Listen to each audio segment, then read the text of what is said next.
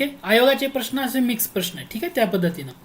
प्राथमिक शिक्षण सक्तीचं व्हावं यासाठी पहिलं विधी 1911 मध्ये इम्पेरियल काउन्सिलमध्ये खालीलपैकी कोणी मांडलं, म्हणजे विधेयक कोणी मांडलं असं म्हणायचंय. पहिलं विधेयक 1911 मध्ये इम्पेरियल काउन्सिलमध्ये कोणी मांडलं की जे विधेयक प्राथमिक शिक्षण सक्तीचं व्हावं यासाठी होतं. PSI ला विचारलं होतं 2018ला. फिरोजशाह मेहता, KT तेलंग, गोपाळकृष्ण गोखले आणि बद्रुद्दीन तय्यबजी असे ऑप्शन्स दिले. प्रश्न बघितला, करेक्ट आन्सर येतं याचं गोपाळकृष्ण गोखले, प्राथमिक शिक्षण सक्तीचं व्हावं याच्यासाठी. तुम्हाला असा प्रश्न विचारला, गोपाळकृष्ण गोखले कोणत्या काँग्रेस अधिवेशनाचे अध्यक्ष होते? तुमचं उत्तर पाहिजे 1905 बनारस काँग्रेस अधिवेशनाचे अध्यक्ष होते. 1905 ला गोपाळकृष्ण गोखले यांनी कोणता समाज स्थापन केला? त्याचं उत्तर असणार आहे भारत सेवक समाज. भारत सेवक समाजाचं सगळ्यात महत्त्वाचं उद्दिष्ट काय, तर देशसेवेसाठी, म्हणजे देशसेवेसाठी चांगले तरुण घडावेत, हा सगळ्यात महत्त्वाचा उद्देश होता भारत सेवक समाजाचा. तर गोपाळकृष्ण गोखले त्या रिलेटेड येतात. आता तुम्हाला असा प्रश्न विचारला, फिरोजशाह मेहता, प्रश्न असा विचारला, थोडासा प्रश्नाकडे लक्ष द्या. फिरोजशाह मेहता, KT तेलंग आणि बद्रुद्दीन तय्यबजी यांच्यामध्ये काय साम्य आहे?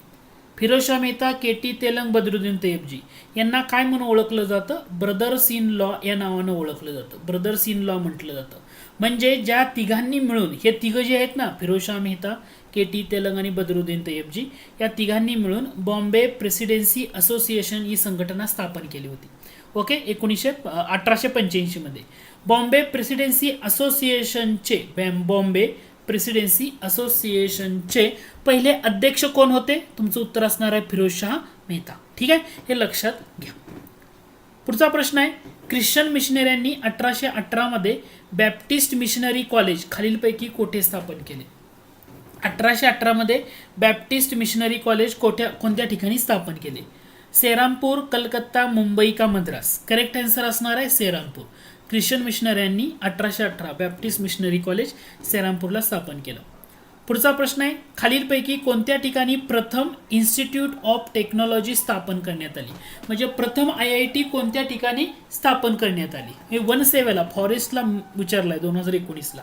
दिल्ली, कानपूर, खरगपूर का चेन्नई? करेक्ट आन्सर आहे खरगपूर, 1951 मध्ये. ठीक आहे, पहिली IIT कुठं? खरगपूर, हे तुमचं करेक्ट आन्सर आहे.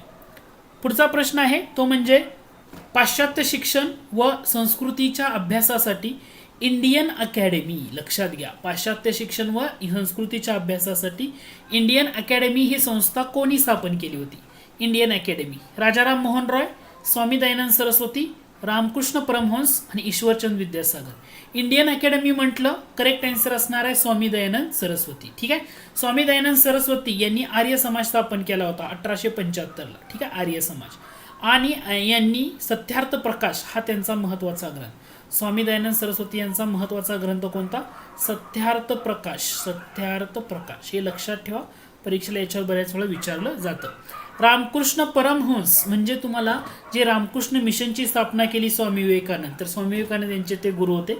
त्यानंतर मग तुम्हाला असं विचारलं, रामकृष्ण मिशनची स्थापना स्वामी विवेकानंद यांनी केव्हा केली?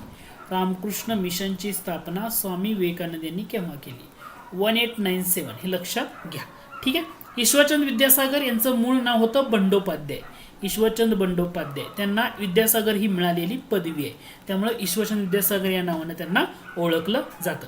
राजाराम मोहन रॉय यांनी हिंदू कॉलेजची स्थापना केव्हा केली असा प्रश्न विचारला तर उत्तर असणार आहे 1817 मध्ये त्यांनी हिंदू कॉलेज स्थापन केलं. कोणाच्या मदतीने राजाराम मोहन रॉय यांनी हिंदू कॉलेज स्थापन केलं? तुमचं उत्तर असणार आहे डेव्हिड हेयर. डेव्हिड हेयर यांच्या मदतीनं, हे इथं लक्षात घ्या.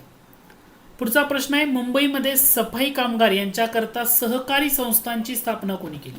मुंबईमध्ये सफाई कामगार यांच्याकरता सहकारी संस्थांची स्थापना कोणी केली? ऑप्शन दिलेत, आंबेडकर, डॉक्टर बाबासाहेब आंबेडकर, बाळ गंगाधर टिळक, महात्मा ज्योतिबा फुले आणि ठक्कर बापा. करेक्ट आन्सर बघा, मुंबई सफाई कामगार म्हटलं, करेक्ट आन्सर आहे ठक्कर बापा यांनी केली. मुंबईमध्ये सफाई कामगारांच्यासाठी सहकारी संस्थांची स्थापना. पुढचा प्रश्न आहे तो म्हणजे इकॉनॉमिक हिस्ट्री ऑफ इंडिया या प्रसिद्ध ग्रंथाचे लेखक कोण? इकॉनॉमिक हिस्ट्री ऑफ इंडिया वनसेवाला विचारलाय, ASO पूर्वला पण विचारलाय. Dadabhai Naoroji, Rajaram Mohan Roy, Romeshchandra Dutt, RC Majumdar. Correct answer आहे रोमेशचंद्र दत्त. लक्षात ठेवा, इकॉनॉमिक हिस्ट्री ऑफ इंडिया खूप फेमस असा ग्रंथ आहे, बऱ्याच वेळा याच्यावर प्रश्न आहे, जोडायला हवा असा घटकामध्ये पण विचारून झालेला आहे. पुढचा प्रश्न आहे, खालीलपैकी कोणत्या राज्यात तलाव सिंचन सर्वात जास्त आहे? तलाव सिंचन कोणत्या राज्यामध्ये? आंध्र प्रदेश, महाराष्ट्र, मध्य प्रदेश की गुजरात?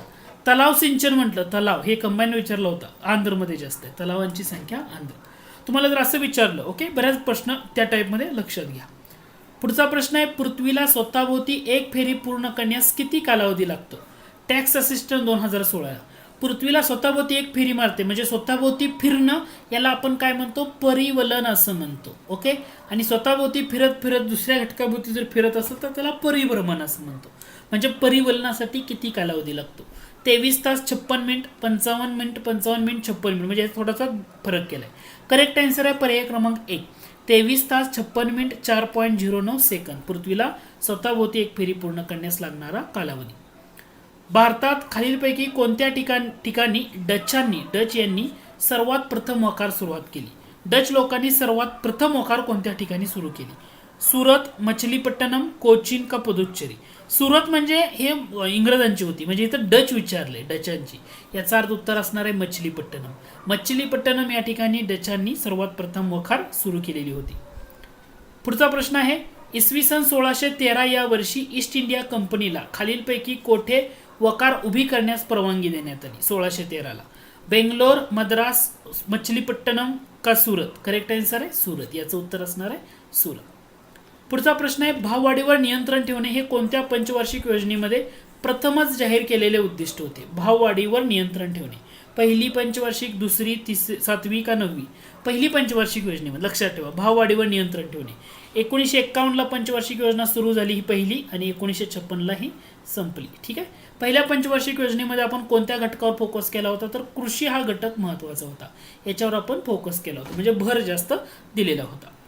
पुढचा प्रश्न आहे, महात्मा फुले यांच्यावर थॉमस पेन यांच्या खालीलपैकी कोणत्या पुस्तकांचा प्रभाव होता? आता महात्मा फुले यांच्यावर प्रभाव असणारी पुस्तकं कोणती? Rights of man, justice and humanity, common sense, age of reason असं दिलेलं आहे. लक्षात घ्या, इथं तुम्हाला गाठाळ सरांचं किंवा कठारे सरांचं जे इतिहासाचं पुस्तक आहे यामध्ये याचा संदर्भ मिळतो. याचं उत्तर आहे वरीलपैकी सर्व बरोबर. म्हणजे यातलं राईट्स ऑफ मॅन आहे, जस्टिस अँड ह्युमॅनिटी आहे, कॉमन सेन्स आहे आणि एज ऑफ रिझन्स, या सर्व पुस्तकांचा महात्मा फुले यांच्यावर प्रभाव होता, थॉमस पेन यांच्या. त्यामुळे वरीलपैकी सर्व हे तुमचं करेक्ट आन्सर आहे. जलवाहतुकीच्या साधनांचा विकास व्हावा म्हणून खालीलपैकी कोणी बॉम्बे स्टीम नेव्हिगेशन कंपनी काढली? बॉम्बे स्टीम नेव्हिगेशन कंपनी कोणी काढली? कशासाठी? जलवाहतुकीच्या साधनांचा विकास व्हावा म्हणून. भाऊ दाजीलाल, दादाभाई नौरोजी, जगन्नाथ शंकर शेठ का नारायण मेघाजी लोखंडे? तुम्हाला काय विचारलंय? बॉम्बे स्टीम विचारले. बॉम्बे स्टीम नेव्हिगेशन कंपनी कोणी काढली? करेक्ट आन्सर असणार आहे Jagannath Shankar Sheth. Bombay steam navigation company Jagannath Shankar Sheth यांचे.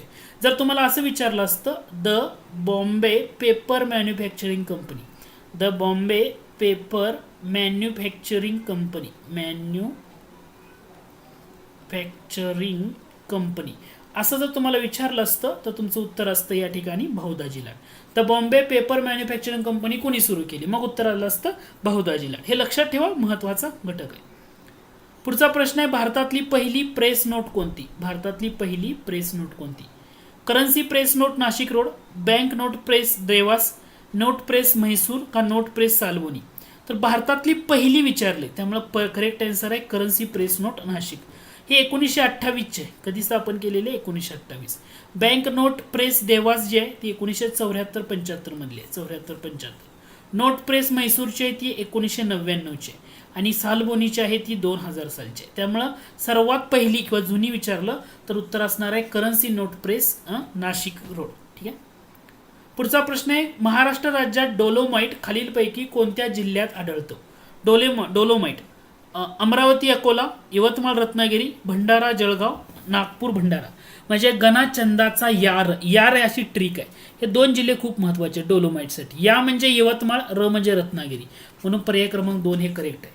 बऱ्याच वेळा या घटकावर आयोगानं प्रश्न विचारून झालाय.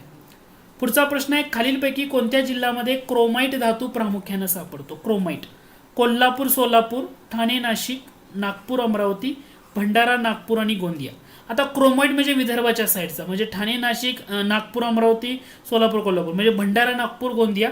दिस इज युअर करेक्ट आन्सर. ठीक आहे. तर हे क्रोमाइट धातू प्रामुख्याने सापडतो.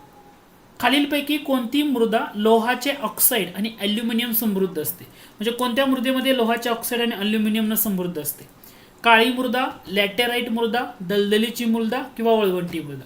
जांभी मृदा म्हणजेच लॅटेराइट मृदा, म्हणून पर्याय क्रमांक 2 हे तुमचं करेक्ट आन्सर आहे. जांभी मृदा म्हणजेच लॅटेराइट मृदा, म्हणून पर्याय क्रमांक 2 आहे की ज्याच्यामध्ये लोह आणि लोहाचा ऑक्साईड आणि ॲल्युमिनियमनं समृद्ध असते. महाराष्ट्रात डोलोमाइटचे साठे, हो बऱ्याच वेळा परीक्षेला विचारलं, यवतमाळ रत्नागिरी, हे लक्षात राहू द्या. लखनौ करारावर सह्या करून डॅश डॅश आणि जिन्ना यांनी राष्ट्रीय सभा आणि मुस्लिम लीग यांच्यात राजकीय ऐक्य घडवून आणण्याचा प्रयत्न केला. आता लखनौ करार म्हणजे किती सालचा? 1916चा. लखनौ करार म्हणजे याच्यामध्ये काय झालं होतं, मुस्लिम लीग आणि राष्ट्रीय सभा यांच्यामध्ये राजकीय ऐक्य झालं. त्याचप्रमाणे जहाल आणि मवाळ हे एकत्र आले, कारण 1907चं सुरत अधिवेशन, या अधिवेशनामध्ये जहाल मवाळ याच्यामध्ये फूट पडलेली होती. आणि 1916चं हे लखनौ अधिवेशन आहे, आणि या लखनौ अधिवेशनामध्ये लोकमान्य टिळक यांचा रोल महत्त्वाचा आहे. लोकमान्य टिळक आणि जे जिन्ना होते, ओके, यांनी एकत्रित येऊन मुस्लिम लीग राष्ट्रीय सभा एकत्र आले. त्याचप्रमाणे जहाल आणि मवाळ यांचं सुद्धा एकत्रीकरण झालेलं होतं, एकत्र आलेले होते. ठीक आहे. आता अगोदर काय होत होतं, तर या ठिकाणी मवाळांचं वर्चस्व राहत होतं, परंतु 1915 मध्ये फिरोजशाह मेहता, त्यानंतर आपले गोपाळकृष्ण गोखले यांचं निधन झाल्यामुळं जहालांचं वर्चस्व तिथं वाढलेलं होतं. त्यामुळे लखनौ करार महत्त्वाचं. आणि कधी फूट पडली विचारलं, 1907चं सुरत अधिवेशन, त्या अधिवेशनामध्ये जहाल आणि मावळ यांच्यामध्ये फूट पडलेली तुमच्या लक्षात येईल. पुढचा प्रश्न आहे, ब्रिटिश सरकारनं कीचकवध या मराठी नाटकावर प्रतिबंध घातला होता. नाटकात कीचक कोणाचं प्रतिनिधित्व करत होता? कीचकवध म्हणजे यामध्ये कर्जन, लॉर्ड कर्जन जो होता तो या ठिकाणी कीचकचं प्रतिनिधित्व करत होता. कर्जन यांचा कार्यकाळ कोणता? 1899 ते 1905 हा काय तो लॉर्ड कर्जन यांचा कार्यकाळ. कर्जन आणि मावळ गटामधले कोणते नेते होते की जे वर्गमित्र म्हणून ओळखले जातात? ते म्हणजे फिरोजशाह मेहता. लॉर्ड कर्जन आणि फिरोजशाह मेहता हे काय होते? एकमेकांचे वर्गमित्र होते. ओके, त्याच काळामध्ये त्यांचं वर्चस्व होतं, हे लक्षात असू द्या. ठीक आहे. दुसरं महत्त्वाची गोष्ट म्हणजे लॉर्ड कर्जन यांच्या कार्यकाळात कोणता दुष्काळ आयोग नेमण्यात आला? कोणता दुष्काळ आयोग नेमण्यात आला? म्हणजे तुम्हाला मॅकडोनल आयोग लक्षात ठेवा. लॉर्ड कर्जन यांच्या काळात कोणता दुष्काळ आयोग नेमण्यात आला? मॅकडोनल आयोग हा आयोग नेमण्यात आलेला होता. हे तुम्हाला इथं लक्षात घेणं गरजेचं आहे. ठीक आहे. अशा प्रकारे आपण महत्त्वाचे प्रश्न या सिरीजमधून कंटिन्यू करतोय. दररोज 20 प्रश्नाची हा घटक असणार आहे. याच्यातून तुमची जास्तीत जास्त घटकासाठी रिव्हिजन होणं हाच एक महत्त्वाचा उद्देश आहे. तुम्ही अजूनही माझ्या चॅनलला सबस्क्राईब केलं नसेल तर नक्की करा आणि जास्तीत जास्त तुमच्या मित्रांना शेअर करा. थँक्यू.